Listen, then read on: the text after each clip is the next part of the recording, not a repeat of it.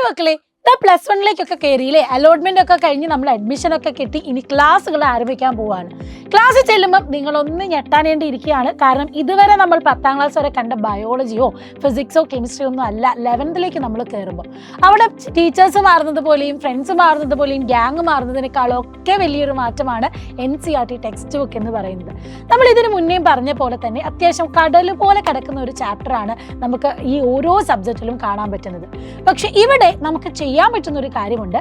നിങ്ങൾ ആദ്യം തന്നെ പോയി ടെക്സ്റ്റ് എടുത്ത് വായിക്കേണ്ട. വെറുതെ നിങ്ങൾ അത് കണ്ടിട്ട് ടെൻഷൻ അടിച്ച് ഇതെന്തോ എന്ന് വണ്ടടിച്ച് നിൽക്കുകയും വേണ്ട.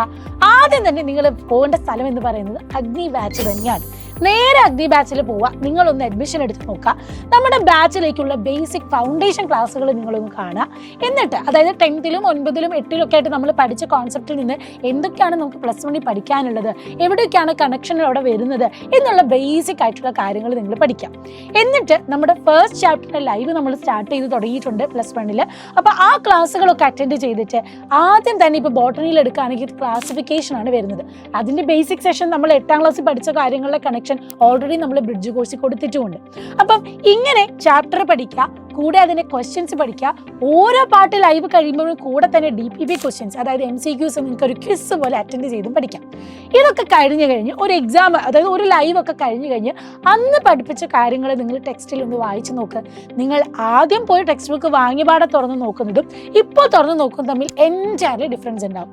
കാരണം ഒരു കോൺസെപ്റ്റ് നമ്മൾ അറിഞ്ഞ് പഠിച്ചതിന് ശേഷം വായിക്കുമ്പോൾ നിങ്ങൾക്ക് കോൺസെപ്റ്റ് പഠിക്കാൻ എളുപ്പമായിരിക്കും. നിങ്ങൾ നോവൽ വായിക്കുന്ന പോലെയും കഥ വായിക്കുന്ന പോലെയും അല്ല നമ്മുടെ NCERT ടെക്സ്റ്റ്. ഓരോ ലൈനിലും ഓരോ ചോദ്യങ്ങളും 2-3 മാർക്കിൻ്റെ എസ്സേസുമാണ് അവിടെ ഉള്ളത്. അതുകൊണ്ട് തന്നെ കോൺസെപ്റ്റ് പഠിച്ച് ചോദ്യങ്ങൾ മനസ്സിലാക്കി അതിൽ നിന്ന് ചോദ്യങ്ങൾ ഉണ്ടാക്കിയതിന് ശേഷം NCERT ടെക്സ്റ്റ് വായിച്ചു കഴിഞ്ഞാൽ നിങ്ങൾക്ക് നല്ല രീതിയിൽ പഠിക്കാൻ പറ്റും. ബോർഡ് എക്സാമിന് പ്രിപ്പയർ ചെയ്യുന്ന കുട്ടിയായിക്കോട്ടെ, ഇനി നീറ്റിന് പഠിക്കുന്ന കുട്ടിയായിക്കോട്ടെ, നിങ്ങൾക്ക് 2 രീതിയിലും ഇത് ഒരേപോലെ പഠിച്ചെടുക്കാവുന്നതാണ്. അതിന് നിങ്ങളെ ഏറ്റവും ഹെൽപ്പ് ചെയ്യുന്നതാണ് നമ്മുടെ അഗ്നി ബാച്ച്. അതുകൊണ്ട് ഞാൻ ഈ പറഞ്ഞ റൂട്ടിലൂടെ നിങ്ങളൊന്ന് പോയി നോക്കുക. വളരെ തുച്ഛമായ ഫീസ് മാത്രമാണ് നമ്മുടെ ഈ ഒരു വർഷത്തേക്ക് നിങ്ങൾക്ക് വരുന്നത്. അതുകൊണ്ട് തന്നിട്ടുള്ള നമ്പറിലേക്ക് കോൺടാക്ട് ചെയ്ത് അഡ്മിഷൻ എടുക്കുക. ഡെയിലി ലൈവ് ക്ലാസ് ഉണ്ടാകും, കൂടെ DPPs ഉണ്ടാകും. ഇത് മൊത്തത്തിൽ ഒന്ന് മനസ്സിലാക്കി ഒറ്റ നോട്ടത്തിൽ പഠിക്കാൻ മൈൻഡ് മാപ്സുകളും ഇൻസ്റ്റാ ലേണും ഉണ്ട്. ഇതൊക്കെ വെച്ച് നിങ്ങൾക്ക് പഠിക്കാനും കൂടെ NCERT ടെക്സ്റ്റ് വായിച്ച് മനസ്സിലാക്കണം നിങ്ങൾക്ക് വളരെ ഹെൽപ്ഫുൾ ആയിരിക്കും. സോ ഈ ചാൻസ് മിസ്സാക്കാതിരിക്കുക. നിങ്ങളൊക്കെ കാത്ത് ഞങ്ങളുണ്ടാകും. സോ നമുക്ക് അടിച്ച് പൊളിച്ച് പഠിക്കാം.